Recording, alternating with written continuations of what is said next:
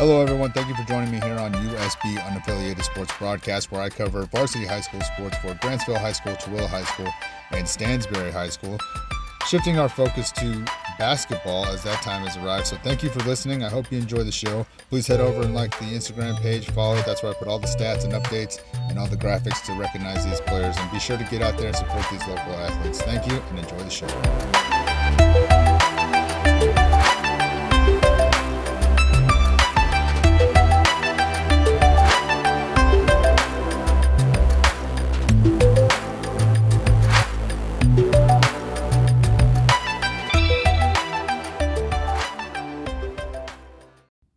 Hey, what's going on, everybody? Thank you for listening to Unaffiliated Sports Broadcast, USB, your home for high school sports in the Tooele County area. Hopefully it's your home.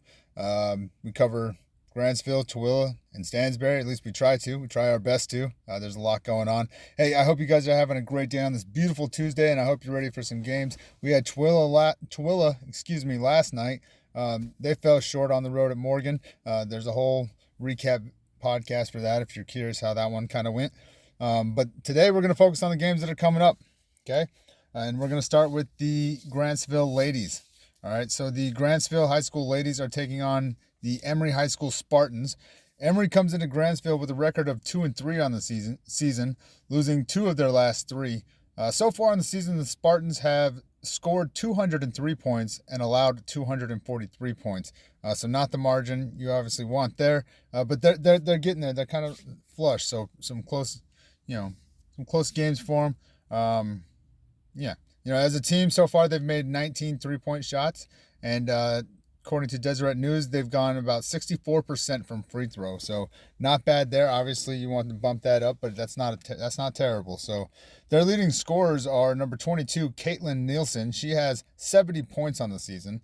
Number 11, Cabri Gordon. Cabri? I think it's Cabri. Yeah, because they're both capitalized. I'm terrible with pronouncing names, guys. I really am sorry. So if I mispronounce your name, feel free to reach out to me and let me know exactly how it's meant to be said. Anyways, number 11, Cabri Gordon with 31 points. Number 34, Aaliyah Cowley. She has 21 points on the season. Number 4, Addie Hertz with 20 points on the season. And number 12, Megan Stilson with 18 points on the season. Their leading three-point shooter is Cabri Gordon with 6 three-pointers on the season. They will be coming into town to take on the Grantsville ladies, who are a perfect 3-0 thus far in the season, outscoring their opponents 191 to 117 this season and scoring 139 of those points in the last 2 games. As a team, they've made 21 three-point shots, and they're, according to Deseret News, based off of 2 games, they are 62% from free throws. So definitely want to see that improved. Definitely don't want to leave those points out there. Their leading scorers are number 1, Bailey Louder with 57 points. Number 11, Avery Allred with 53 points on the season. Number 15, Emmy Butler with 22 points. Number 13, Afton Orgill with 16 points. I really apologize if I mispronounced that. Number 10, Cody Williams with 13 points. So those are your leading scorers. One thing I noticed with both teams is there seems to be quite a disparity between their leader and kind of the rest of the pack, right? So in the case of Emery, you got Caitlin Nielsen with 70 points on the season, and the next person close to her is Gordon with 31. What's 39-point difference there? That's interesting to me. Bailey and Avery being neck and neck in points makes a lot of sense to me. The way that they run their defense, they end up with a lot of turnovers that lead to fast breaks and mismatches, 2-on-1 opportunities, things like that. So that's not too shocking to me, but there is that same disparity, right? I mean, you got 57 and 53 between Louder and Allred, and then the next closest is number 15, Emmy Butler with 22. So very interesting to see that. If I'm just looking at the stats, obviously, I understand why Grantsville's is the way that it is, but if I'm just looking at the stats, I'm not seeing a lot of passing, really happening there. But I know the Grantsville passes very well, so I don't want to assume that Emery doesn't. It's just kind of one of those things. It kind of stands out to me. It's very interesting. The leading rebounder according to Deseret News for the Grantsville ladies is number 11, Avery Allred. She's got 20 rebounds on the season. Your assist leader is also number 11, Avery Allred with 14 assists. She's having a phenomenal year. Your steals leader is number 1, Bailey Louder with 20 steals. And again, that's all from Deseret News, okay? I've kind of given up on trying to use Max Preps. Plus, they have so many ads, my work computer won't even pull up the webpage. But their leading three-point shooter for the Grantsville ladies is a tie between number 1, Bailey Louder, and number 11, Avery Allred, with both of them having 6 each. So, fantastic season so far. I'm sure it's going to be a very electric atmosphere, as it always is for the ladies. They bring a lot of energy. They play nonstop on the defensive end. It is suffocating, for lack of a better phrase, if you're the opposing team. So I'm sure it's going to be a high intensity game. Hopefully, it looks like they might have struggled in that first game, but they've been on it since then. So I imagine the field goal percentage is going to be pretty high. Transition points, fast break opportunities, definitely based off their defense. So it'll be interesting to see what Emery can do against that. So I will not be at that one, as I will be at the game I'm going to talk about next, so I can get some footage of Stansbury, because I've kind of not made it to any of their stuff. But my daughter will be there, so hey, girls, go out there and show her what it's supposed to look like, okay? You guys are her role models, all right? So good luck to you, ladies. Can't wait to cover the recap. I might watch it tonight when I get home. If not, I'll watch it tomorrow morning. But best of luck to you, and hope it's a great game. So moving on to the next game that's happening today. Oh, by the way, I'm sorry. Let me backtrack. That game will be in Grantsville tonight at 7 p.m. So make sure you're there. Go do something with your life. It's not going to kill you. Netflix will be there. It's $7. It's like a cheeseburger. We'll be good. We'll be good. Let's get out and support our communities. All right. The Grantsville High School Cowboys will be taking on the Stansbury High School Stallions. This is the boys varsity team. Luckily for me, I only have to make one graphic. Unfortunately for Stansbury, it's a little biased because I only have, like I said, I only have footage for Grantsville, but I'll be getting some of them tonight. So hopefully they put on a show. And I can start incorporating their videos into the game day videos. I don't know. I like doing it. Hopefully you guys like seeing it, but whatever. So Grantsville, who is 1-1 this year so far, will be up the street basically for what some are calling a rivalry game. I've seen that kind of posted around and floating around. I won't go as far as to say that it's a rivalry, but these close games like this against Chewilla or Stansbury, they generally bring a crowd, as it's literally 9.8 mile drive between the two schools tonight. So it's very easy for people to travel in large numbers. The student sections are usually pretty popping. At least they better be. It's going to be tough. It's going to be tough for Grantsville, I think, to have a good student section at both games. So hopefully they've got together and they've split it up in a good way. Hey, this is your guys' school. So get out there and support them. You got 2 games to support. So we'll see how that goes. But usually they're pretty electric. Good environments, crazy. The taunting is there. The shenanigans are there. It's usually a really good time. So I wouldn't go as far as to say it's a rivalry, just simply because of the fact they're not in the same regions and stuff like that. But what I will say is that the in-crowd vibe could definitely pass as a rivalry. I'll give you that one. But anyways, Grantsville comes into this game having not played since November 21st in their home loss to Juab. So that's quite a break for those guys. And I'm curious to see if that's going to be beneficial or maybe kind of make them a little lethargic in a way in the way that they play. So that'll be interesting to me because that's quite the break, right? But so far this season, the Cowboys have scored 118 points and allowed 94. So they're positive there, even though they're 1-1. So that's good news. But as a team, they've hit 14 3-pointers and they've gone 59% from the free throw line in their last game. I didn't see any stats for the first game, so that was all based off the last one. So in the last one, they only shot 59% from free throw. Definitely want to see improvements there. Their leading scorers are number 2, Bryson Roberts with 30 points. Number 10, Cam Killian with 16 points. Number 15, Jackson Kell with 13 points. Number 11, Dresden Jensen with 13 points. And number 1, my little, what's the best word to put him? This kid talks to us all the time. He's a good kid. I'm trying to think. Instigator's not the word I'm looking for, but I think it might fit. I don't know. I'll come back to it. But number 1, Cole Sparks with 10 points on the season. So good job to all of those guys this year. Way to start off strong. Their leading 3-point shooter is number 10, Cam Killian, with 4 on the season. I'm pretty sure he hit all of those in their season opener, by the way. Leading rebounder for the team is number 11, Dresden Jensen, with 16 rebounds. The assist leader for the team is number 2, Bryson Roberts, with 9 assists. Steals leader is number 3, Jordan Fawson, with 6 steals. And if you're wondering why I didn't do this same breakdown for Stansbury or Emery, well, they didn't put the stats up. So, I don't know. Talk to whoever you need to talk to. Get that figured out, and I'll give you a shout out too. It's definitely frustrating on my end. I'll tell you that much. Trying to figure out where to find this stuff. So, but yeah. So your steals leader, number 3, Jordan Fawson, with 6 steals. 4 of those came in the last game, I believe. He did a phenomenal job in the last game. Meanwhile, Stansbury will play host in this game, having an overall record of 0-2 on the season.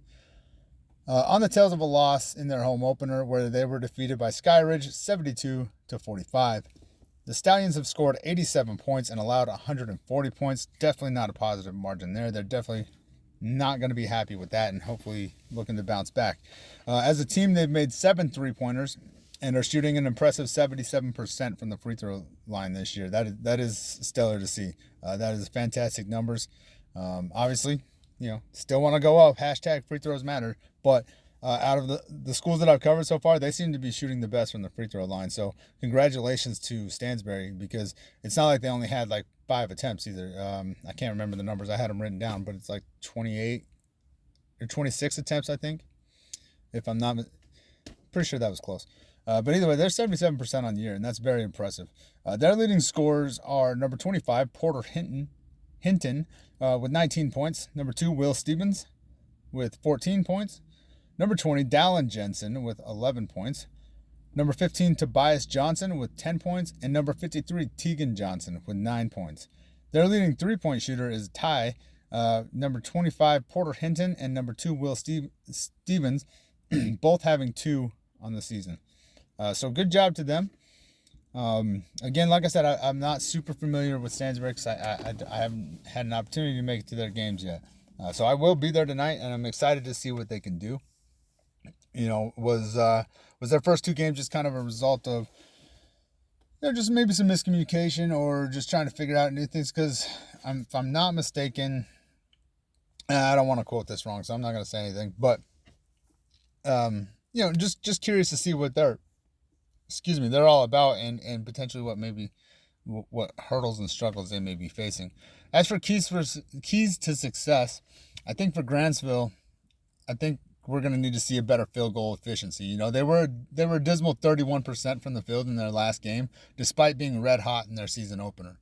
Number 2, Bryson Roberts, scored 18 of his 30 in the last game, and he was basically carrying the load for the entire team.